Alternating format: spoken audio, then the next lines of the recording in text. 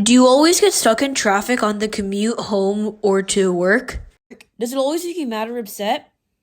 Do you want to find an alternative way from the freeway with reducing your carbon footprint and saving a ton of money with the expensive gas prices?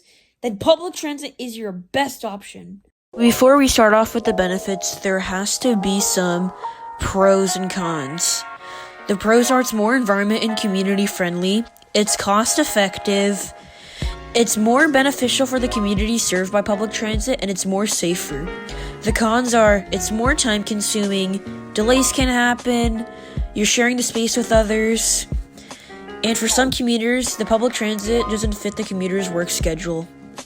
One thing that is shocking is that you can save up to $10,000 a year by just taking public transit.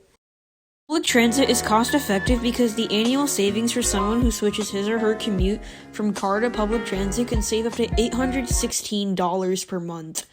And in a year, that can be almost $10,000. So you can be saving up to $10,000 per year. Secondly, public transit is more safer because of the fact that you are more likely to die on a car accident than die on public transit. In short terms, the mortality rate on public transit is lower than the mortality rate on a car accident. Public transit can also reduce your carbon footprint. The average carbon footprint for an American is 16 tons, which is the most in the world. If you take public transit, you can reduce your carbon footprint by up to 2.4 tons. According to a study made, 45% of the global CO2 emissions come from automobiles, which is the main cause of carbon dioxide emissions in the first place, while 1% of the CO2 emissions come from rail transport.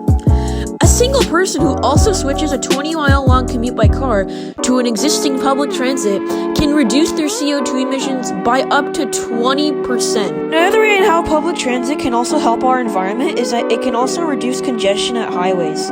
Public transit can reduce congestion because a single light rail train or 3 buses can carry up to 200 people on 177 cars. If more people can take public transit, there would be less traffic congestion on highways and urban streets. Car dependence can absolutely ruin a single city or metropolitan area. If you continue with the push of public transit, more people will not be depending on their personal vehicle, but instead either the train or the bus. The final reason is that public transit can be community friendly because it can provide people with convenient station access and providing people with access to employment, community resources, medical care, and recreational opportunities not across the Bay Area, but in the United States as a whole, if there is public transit in that metropolitan area. The problem that I'm stating is that in some metropolitan areas in America, there is no public transit and everybody's relying on their cars. But fortunately, in some metropolitan areas, people are trying to put the push to public transit to prevent cars off the freeway.